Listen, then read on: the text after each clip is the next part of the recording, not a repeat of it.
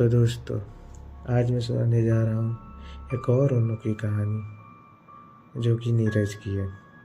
वह औरंगाबाद में रहता था। रात के 2 बजे थे। पूरा घर सो चुका था। सिर्फ नीरज अपने रूम में जाग रहा था। लैपटॉप खुला हुआ था, लेकिन उसका ध्यान कहीं और था, क्योंकि उसे लग रहा था कोई उसे देख रहा है। वो बार बार अपने रूम के कोने में देख रहा था। सब सही था, लेकिन फिर भी उसे अजीब सा फील हो रहा था। वह खुद से बोलता है, शायद मैं कुछ ज़्यादा ही सोच रहा हूँ। तभी लैपटॉप का स्क्रीन ऑन हो जाता है और एक नोटिफिकेशन आता है।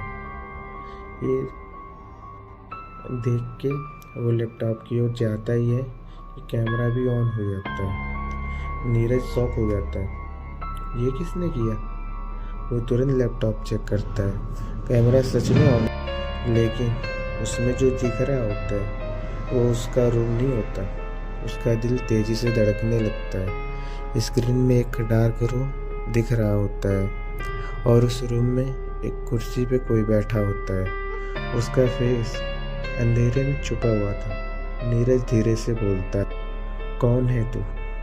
अंदर से कोई आवाज़ नहीं आता, सिर्फ साइलेंस। फिर स्क्रीन में बैठा हुआ आदमी अपना सिर धीरे से ऊपर उठाता है। तब नीरज का खून जम जाता है, क्योंकि वो देखता है कि वो कोई और नहीं, सेम टू सेम उसी का फेस होता है। सेम आंखें, सेम चेहरा, लेकिन स्माइल थोड़ी सी अलग होती है, ज़्यादा डार्क, ज़्यादा अजीब। नीरज घबरा के लैपटॉप बंद कर देता है और खड़ा हो जाता है। उसकी सांसें तेज हो जाती है। वो बोलता है, ये पॉसिबल नहीं है। वो पीछे मुड़ता है। तो रूम बिल्कुल नॉर्मल होता है, कोई नहीं होता। वो थोड़ा हल्का होने की कोशिश करता है, फिर धीरे से लैपटॉप दोबारा खोलता है। स्क्रीन ऑन होती है, लेकिन अब कैमरा ऑफ होता है। सब नॉर्मल। नीरज थोड़ा और हल्का फील करता है और सोचता है, शायद ग्लिच होगा। वो फिर से चेयर पे बैठता है। तभी लैपटॉप की स्क्रीन पर एक मैसेज आता है, पीछे तो देखो। नीरज फ्रीज हो जाता है।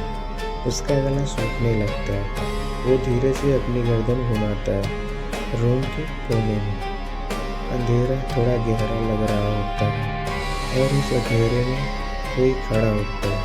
सेम हाइट, सेम बॉडी, वही उसका दूसरा वर्जन, यानी कि उसका हूबहू कोई और। नीरज की आंखें फट जाती हैं। वो हिल भी नहीं पाता। वो चीज़ धीरे धीरे आगे बढ़ती है। हर एक कदम के साथ उसकी स्माइल बड़ी होती जाती है और फिर लैपटॉप की स्क्रीन खुद से ऑन होती है। कैमरा फिर ऑन।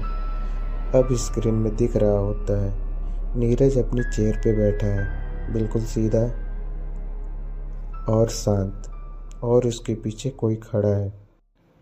वो चीज़ नीरज के कान के पास झुककर धीरे से बोलती है, अब तू नहीं, मैं हूँ।